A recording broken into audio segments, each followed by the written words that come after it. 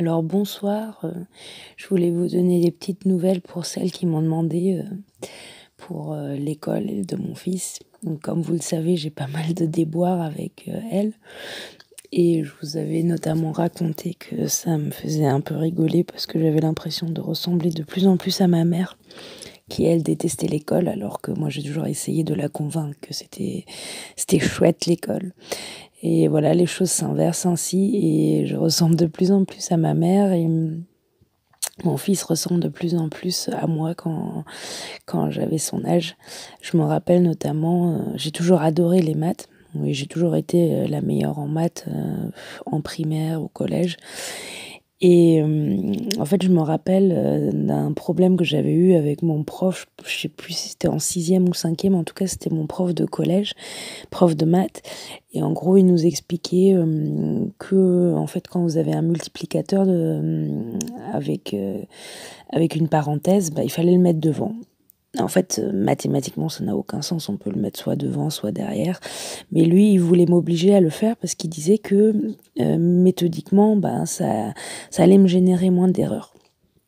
En fait, moi, je refusais parce que les maths, c'est juste, soit c'est faux. Alors oui, il y a des choses qui peuvent aider si entre guillemets, on n'est pas très doué, mais je voyais pas l'intérêt. Donc en fait, je faisais exprès dans tous mes contrôles de mettre le dénominateur derrière, puisque je savais que c'était juste quand même et que je voulais pas suivre ces règles à la noix.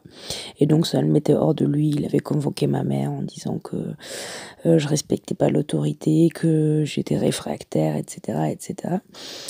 Et en fait, hier, j'ai aidé mon fils à faire les devoirs en maths. Donc, en fait, ils ont des calculs, donc des chiffres qu'on multiplie par soit un 10, un 100, ou un 2000, enfin des chiffres avec des zéros derrière.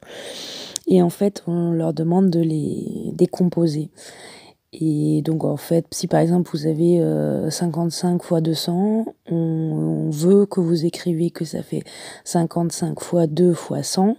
Après, vous multipliez le 55 fois 2 et vous écrivez fois 100 derrière et après vous mettez votre résultat. Donc en fait, il y a plusieurs étapes. Et en fait, ce qui se passait, c'est que mon fils, quand il voyait les opérations, bah, il avait tout de suite la réponse en fait.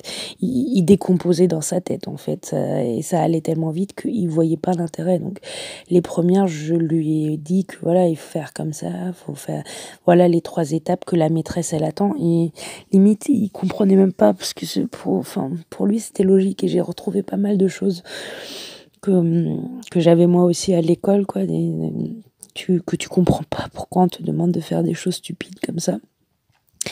Et donc il a refusé. Donc je lui ai dit, bah écoute, si tu connais le résultat, mais le résultat tu verras bien.